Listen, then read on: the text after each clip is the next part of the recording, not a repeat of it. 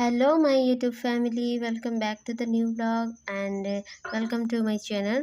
And first of all, Hare Krishna to everyone. So कैसे हैं आप सब? आई होप आप सब बहुत ही अच्छे होंगे, स्वस्थ होंगे, मस्त होंगे और अपनी पढ़ाई भी ज़ोर शोर से कर रहे होंगे। तो बहुत आसान नहीं होता एक हाउसवाइफ की ज़िंदगी और एक एस्पिरेंट की ज़िंदगी दोनों को कंबाइन किया जाए तो ये बहुत ज़्यादा आसान नहीं होता। हाँ, लेकिन ये भी नहीं बोल सकते कि ये नामुमकिन है तो मीन्स थोड़ा कठिनाइयाँ इसमें आती है। कभी इसको सुलझाने में आसान लगती है तो कभी मुश्किल लगती है। तो उसी की वैसे ही कहानी एक मेरी है। मेरे 2 बच्चे हैं और मुझे उन लोगों को दोनों को ही देख के अपना जो जर्नी है उसको करना हो रहा है और मेरी जर्नी बहुत ही ज़्यादा आसान नहीं है। अगर कोई मेरी जगह पे रह के देखे तो लगेगा कि थोड़ा मुश्किल है, लेकिन जो आप देख रहे हैं आप लोगों को लगेगा कि ये आसान है, क्योंकि जिसके साथ बीतता है उसी को मालूम होता है कि किस तरह से हमारा ये जो स्ट्रगल वाला फेज है, ये जर्नी है, ये हो रहा है। हर किसी को समझ में आने वाली कहानी नहीं है मेरी। तो आज मेरी सुबह अग्निहोत्र करने से हुई।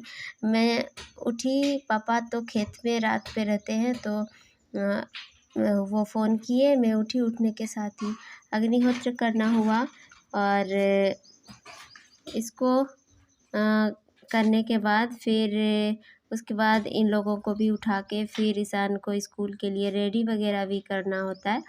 तो बस ऐसे ही मेरी मॉर्निंग आजकल चल रही है और रात को ज़्यादा लेट सोने की वजह से कुछ मंथ पहले आप लोग को पता ही होगा, अगर नहीं पता तो मैं बता देती हूँ, या फिर आप प्रीवियस वीडियोस मेरे देख सकते हैं, उसमें आप लोगों को पता चलेगा कि वही जनवरी फरवरी में मेरी तबीयत बहुत ही ज़्यादा बिगड़ गई थी, क्योंकि कुछ महीने 4-5 महीने से मैं जो है रात को थोड़ा लेट सोया करती थी, जल्दी उठा करती थी। मीन्स मेरा जो है रूटीन कुछ नाइट आउल की तरह ही था और दिन में भी ज़्यादा सो नहीं पाती थी, जिस वजह से मेरा तबीयत भी थोड़ा ख़राब हो गया था। इसीलिए अभी मैं ज़्यादातर सो जाती हूँ और वो चीज़ मुझे खुद ही नहीं मालूम होती। तो वही उठने के बाद अग्निहोत्र पूरा किए बिना ही बाबू उठ गया था। फिर उसके बाद जैसे तैसे भी हो हमने किया। अग्निहोत्र में जो आहुति दिया जाता है वो सूर्योदय के समय दिया जाता है, जब सनराइज होता है, और 2 बार होता है दिन में, एक बार सूर्योदय के समय और एक बार क्या बोलते हैं उसको, जब सूरज डूब जाता है तो उस टाइम पे एक बार होता है। तो ईशान को रेडी करने के बाद फिर मम्मी भी खेत से सब्ज़ी लेके आई थी, तो दोनों साथ ही चल दिया ईशान को स्कूल और मम्मी को फिर सब्ज़ी मंडी तक पहुंचाने के लिए गया मेरा भाई। और फिर उसके बाद मैंने जो है ये सब कार्य हो रहा था 6:40 के लगभग, और फिर उसके बाद मैंने जो है सारे बर्तन धोया और फिर मैं रेडी हो गई अपना कोचिंग जाने के लिए। तो आज इसी तरह से आजकल मेरा रूटीन चल रहा है। सुबह मैं नहीं कर पाती हूँ पढ़ाई, तो वही ईशान को जाने से पहले ही मैंने जो है अपना रोटी बनाया था, और कभी कभी दूध के साथ लेते हैं या फिर कभी कभी सब्ज़ी के साथ, तो जैसे भी हो, मीन्स पेट में थोड़ा सा दाना चल जाए, बस इतना रहता है। और उसके बाद फिर सब अपने अपने काम पे निकल जाते हैं, क्योंकि मैं रहने से ना घर में बाबू पढ़ाई तो करने देता है नहीं। यही कारण है मुझे कोचिंग ज्वाइन करने का। और आप लोग की पढ़ाई कैसी चल रही है कमेंट बॉक्स में ज़रूर बताइएगा।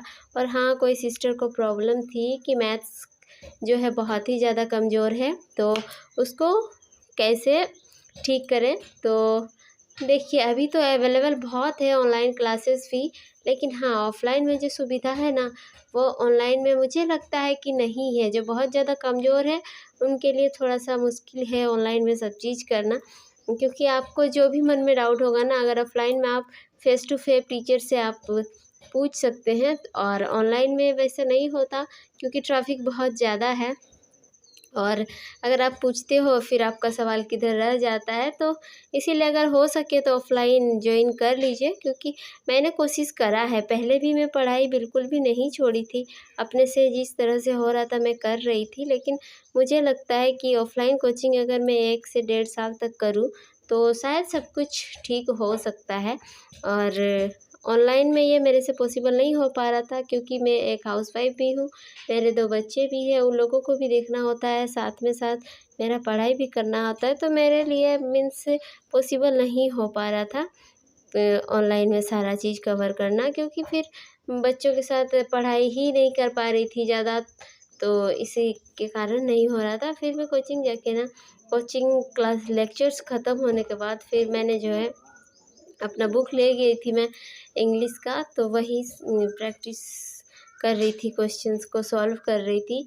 हर एक चैप्टर से 10-10 क्वेश्चन सॉल्व किया मैंने इंग्लिश का, और ऐसे ही मेरा बीता, और मैं आई 12:30 बजे के लगभग घर आई, और आने के बाद फिर खाना वगैरह खाई, और उसके बाद फिर मैंने जो है फिर मैं बैठ गई थी फिज़िक्स का नोट्स बनाने के लिए। खाना वगैरह खाने के बाद थोड़ा-सा मैं रेस्ट ली बाबू के साथ, क्योंकि सोना ही पड़ता है, वो उसको फीडिंग कराना होता है, तो वो आने के बाद थोड़ा 1 डेढ़ घंटा उसके साथ बिताना ही है, मीन्स फीडिंग कराने के लिए, और साथ में मेरा भी रेस्ट करना हो जाता है। तो ऐसे ही मेरा शेड्यूल चल रहा है। नहीं बोल सकते कि बहुत ही अच्छा हो रहा है, लेकिन हाँ, जितना है कि मैं कोशिश कर रही हूँ करने का। और फिर जो है मैं मैथ्स का भी क्वेश्चंस कुछ की थी। मैथ्स का क्वेश्चंस कोचिंग में ही हुआ था, ट्रिग्नोमेट्री अभी चल रहा है, तो मैं उसका वीडियो फिर बनाई नहीं थी, तो फिर सोचा कि छोड़ो, जैसा है वैसे ही छोड़ देते हैं। फिर वही फिज़िक्स का नोट्स बनाया उस टाइम पे, और उसके बाद जो है ईशान को कोचिंग के लिए फिर उठाना था, और ये सब करने के बाद फिर हो गया था शाम का कोचिंग का टाइम।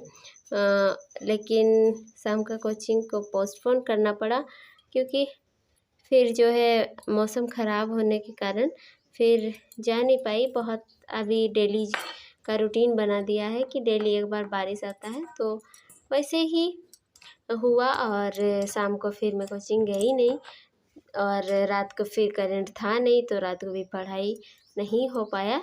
लेकिन जो भी हो, जितना भी हुआ मीन्स करे, तो यही बात है गाइस, आप लोग भी अपना पढ़ाई को कंटिन्यू रखिए, और हड़बड़ाना तो बिल्कुल नहीं है कि आज नहीं हुआ या तो ये वाला जो एग्ज़ाम आ रहा है इसी में सिलेक्शन हो जाए, इस तरह का नहीं सोचना।